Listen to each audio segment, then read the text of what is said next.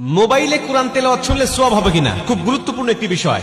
আমরা অনেকে কিন্তু এখন মোবাইলের মাধ্যমে কোরআন তেলাওয়াত শুনি এবং মোবাইলে কোরআন তেলাওয়াত করি। মোবাইলে কোরআন তেলাওয়াত যদি আপনি না পড়তে পারেন বা কুরআনুল কারীম যদি আপনি না পড়তে পারেন, তাহলে কুরআনুল কারীম শুনবেন বা কোরআন পড়তেও পারেন, আবার মোবাইলেও মাধ্যমে শুনবেন, তাহলে আপনার সওয়াব হবে কিনা খুব গুরুত্বপূর্ণ একটা বিষয়। আজকে অধিকাংশ ইয়াং যারা, তারা বেশিরভাগ কুরআনুল কারীমের তেলাওয়াত তারা মোবাইলের মাধ্যমে শোনে।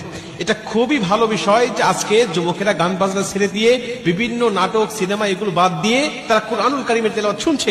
রাত্রিবেলায় কোরআন তেলাওয়াত শুনতে শুনতে অনেকে ঘুমিয়ে যাচ্ছে। আর কোরআন তেলাওয়াত শুনলে আপনার সওয়াব হবে কিনা এ ব্যাপারে আল্লাহ পাক স্বয়ং নিজে কুরআনুল কারীমের মধ্যে উত্তর দিয়েছেন। আল্লাহ বলছেন, ওয়াইদা কুরিয়াল কুরআনু ফাসতামিউ লাহু ওয়ানসিতু লাআল্লাকুম তুরহামুন। আল্লাহ পাক বলছে, যখন কুরআনুল কারীমের তেলাওয়াত হয় তখন তোমরা চুপ থাকো, তোমরা কথা বলো না। ওয়াইদা কুরিয়াল কুরআনু ফাসতামিউ লাহু ওয়ানসিতু লাআল্লাকুম তুরহামুন, এবং মনোযোগ সহকারে তোমরা শ্রবণ করো, আশা করা যায় যে আল্লাহ পাকের রহমত তোমাদের উপর বর্ষিত হবে। আল্লাহর কুরআন আপনি শুনবেন মোবাইলের মাধ্যমে হোক, আর কারো কণ্ঠে হোক, আর সামনাসামনি হোক, আপনি যখনই কুরআনুল কারীমের তেলাওয়াত শুনতেছেন তখনই আল্লাহ আপনার উপরে রহমতের বাড়ি ধারা বর্ষণ করছেন। অতএব মোবাইলের মাধ্যমে আপনি কোরআন তেলাওয়াত শুনতে পারবেন, এটা হলো প্রথম নম্বর কথা। দ্বিতীয় নম্বর কথা, আপনি যদি কুরআনুল কারীমের তেলাওয়াত শুনতে শুনতে ঘুমিয়ে যান, বা কুরআনুল কারীমের তেলাওয়াত শুনতে শুনতে আপনি যানবাহন করছেন, চলাচল করছেন, বা কুরআনুল কারীমের তেলাওয়াত আপনি বসে বসে শুনতেছেন, এমন অবস্থায় যদি আপনার মৃত্যু হয়ে যায়, নবীজি বলছেন, আল মাউতু আলা আমালিন সালেহ, যে ব্যক্তি ভালো কাজ করারত অবস্থায় দুনিয়া থেকে বিদায় নিয়ে চলে যায়, আল্লাহ পাক তাকে জান্নাতি মরণ দেয়, জান্নাতি মৃত্যু দেয়।